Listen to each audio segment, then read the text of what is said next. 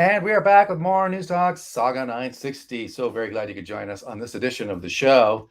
Well, there's a guy running for mayor in Toronto. We're going to get to Doug Ford and his hopes for re-election, but interesting story about a guy who's running against John Tory, hoping to knock off the incumbent mayor, Tory, suggesting that it's time to heal the rift caused by this move to fire so many of our first responders. You'll recall that officers, nurses, many of them were hailed as heroes, and rightfully so, for having been at the front lines of battling the pandemic early on when we really didn't know what we were dealing with.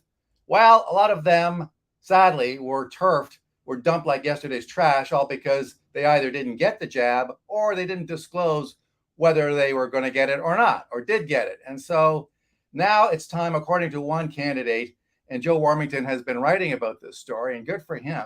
One candidate saying, he's a former police officer, and he said, let's bring these people back. This is ridiculous. The idea that those people were ever fired in the first place. Joe Warmington, welcome to the show. Yeah, it's not just the police officers, but it's also firefighters, paramedics, TTC, and other city staff. It's the only place that I know of where they've continued with this mandate. And basically, you've got people that they have families and the like, and then no money. Like they're basically, suspended with no pay. And so this candidate, his name is Blake Acton, is a retired Toronto police officer. And he said one of the things that he will do is to reinstate all of those people. And I don't know what the number is, but it's several hundred. And it should have happened already. The fact that it didn't happen is punitive. And it doesn't help the city either because they're short-staffed. They're not getting to all the calls they need to get to. And so hopefully, maybe this mayoral candidate, Mark, saying this will push it into a direction where it should go. But I'm not going to hold my breath.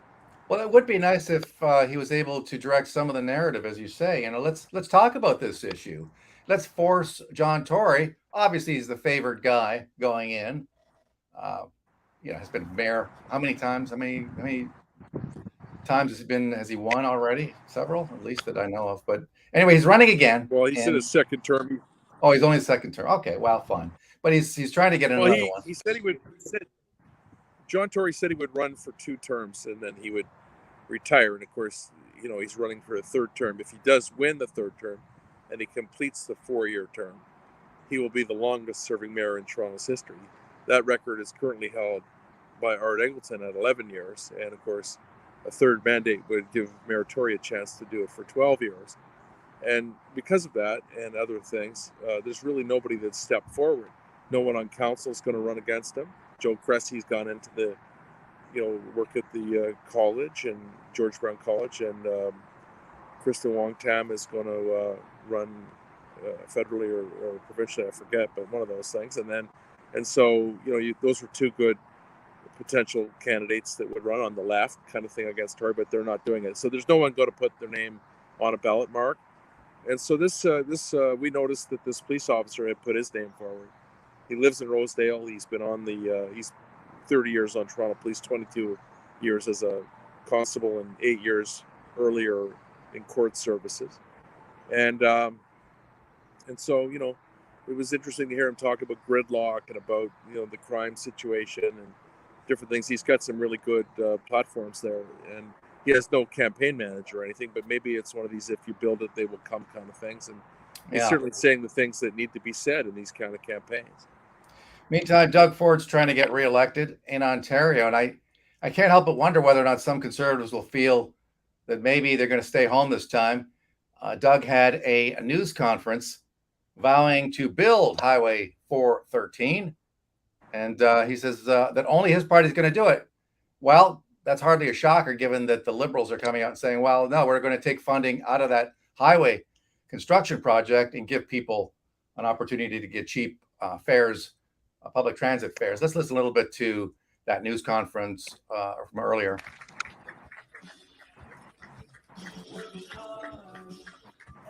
I'm well, Yeah. thank you. A question about the abortion debate. Back in Oh my 2019, you had gosh. said that you would not reopen any abortion That's right. issues in the legislature. Given the renewed concern over the issue, wanted to get your stand currently on the abortion debate. Well, thanks for the question, Colin.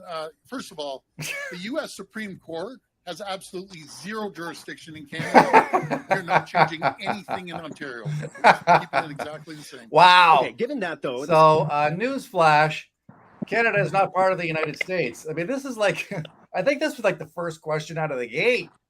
What is it with these people, Joe? I Well, mean, you know, I mean, the Liberals, are not polling well, and they're frustrated, and obviously they have to have some way of trying to create some controversy. So that's what they're trying to do. And so, you know, I guess that's part of the campaign. We'll see more of that. I'd be surprised if Doug doesn't face some of that in the campaign, a lot of that, because usually a conservative leader will do that. And, you know, yeah, these lefties are pathetic. Let's listen a little bit more to that news conference. New building. Mr. Ford, Sean with CTV News. Hi. You've made this commitment to cut gas and fuel taxes in July. We're seeing record prices. Okay, again this is today. good. Are you open to the possibility of any more long-lasting change on that front to make gas affordable as it continues to be high? I mean, for that's months and maybe years to come? Blackface's I'll problem tell you there. what we've done. We first, we're out of the gate. We cut gas tax by 4.3%, and then we're cutting it again by 5.7%, giving people relief. We're putting money back into people's pockets by getting rid of that terrible sticker tax that the Liberals continue to increase. That is gone. We're making sure that we're getting rid of the tolls and building roads and bridges and highways. Compared to the Liberal NDP, they want to add the tolls. They want to take more money into your pocket. Okay, so I thought I didn't think he was going to take a shot at Trudeau because they seem to be buddies now. But there he was mentioning the sticker price. But I mean, he didn't go on at length about the carbon tax, but at least he mentioned it. I don't know. Any thoughts about it's $1.82 a liter, so you know you could take off a penny here or there. The reality of it is that until they get these pipelines built, until they sort out this war situation in Ukraine, and until they stop, you know, with the nonsense about the climate change tax or carbon tax, whatever they want to call it. You know, people are going to pay these rates. We should only be paying $1 a liter in Canada. I mean, get the pipeline going, you can do that. But, you know, there's such, basically what politics has become, Mark, is it's a big, giant middleman. And, you know, perhaps I should say middle person who's taking all the money for all kinds of things that don't matter. And there's this big bureaucracy in the middle that you've got to satisfy first. And that's who takes all the money. And that's why we're paying all these fees, and they're hurting families. Can't afford to eat.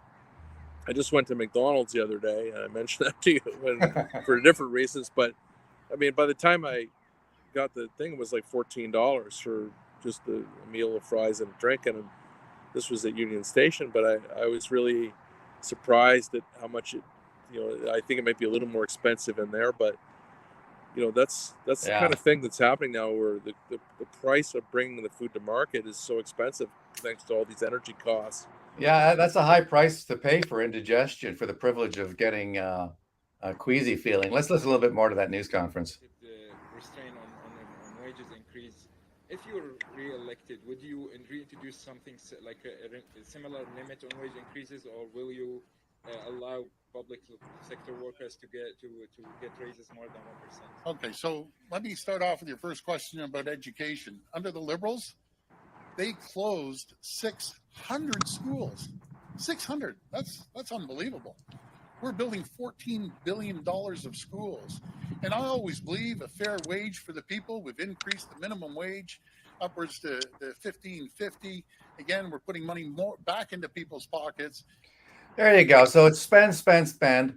My question to you, Joe, is are conservatives going to stick with Doug, or are they going to stay home? I mean, is this an issue that you know, Tories should be concerned about? I'll answer that question the best I can. I mean, obviously we'll see. But before we get there, I think it's important to note that you'll notice that all the clips that you've played of the original news conference is that there's no discussion about the pandemic. What has been the number one issue for people's lives day to day over the last 2 years is the pandemic, lockdowns, vaccines, people out of work, all of that, and they don't even address it. They're trying to treat this like a regular campaign. The people are in no mood for that. They know that Doug doesn't always, when he says something he's going to do or what have you, it doesn't mean it's going to go down like that. So, I think, to answer your question, I think a lot of people, a lot of social conservatives, which I know is a label that social conservatives don't tie to themselves. I mean, that's sort of a leftist label that they've put on them, but they're not coming out to vote for him. And not only that, they're not going to work for him like they used to. He wouldn't be the premier or the leader of the Progressive Conservative Party of Ontario if it wasn't for the social conservative and the Christian groups that backed him.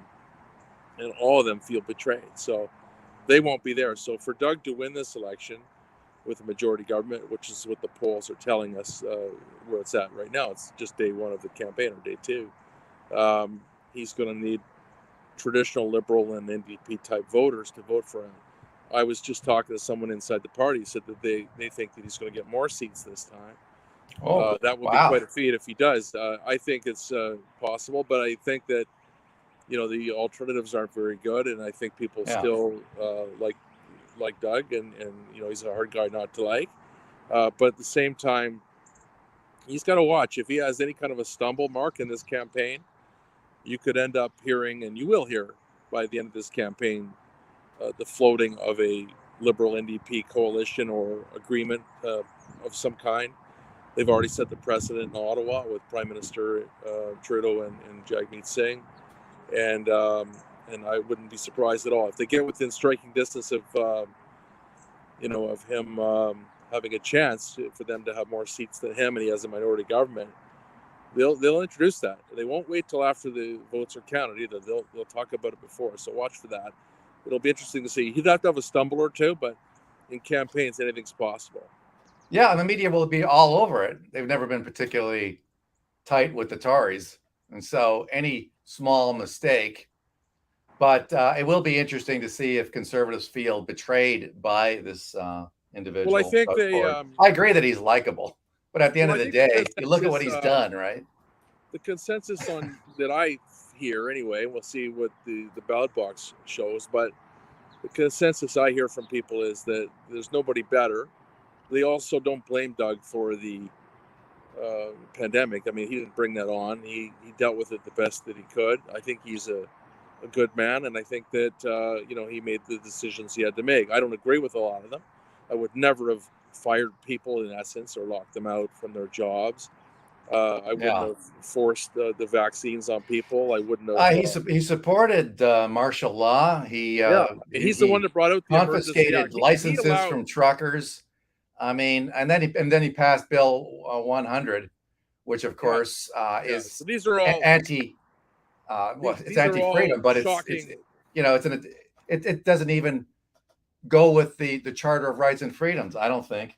I think you can make a case. These are all shocking things that he did, because Ford Nation, and certainly Doug Ford and Rob Ford, his late brother, the former mayor of Toronto, would never have gone for any of these things. So it's a real, kind of a, what do you call it? Like a changing Doug Ford. He's a different person now, but he's been installed he's got the chip going on. I mean, it's been installed, but I guess part of the problem is that Del Duca, the leader of the Liberal Party of Canada, not particularly likable. I don't know. Is that one of the best things that Doug Ford has going for him? Is that, hey, it's either me or nobody, take your pick. But I'll tell you something. You're right. He's not a traditional candidate. If he runs a good campaign, though, he's only 6 points back in the polls, and that's a long way back. But it's not that much. It's within striking distance.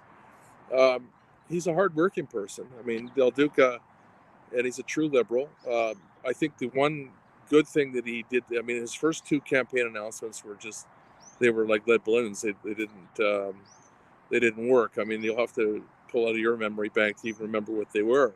Yeah. But anyway. Buck a Ride, that might have some appeal. The Buck a Ride, though. Yeah. That's what I was going to say. The Buck a Ride one. Yeah. Is for anybody who takes transit. That's a really good one. Now, he put a caveat in that it would only be for a couple of years, but I think you could say Doug gave you Buck a beer, but I'm going to give you Buck a Ride.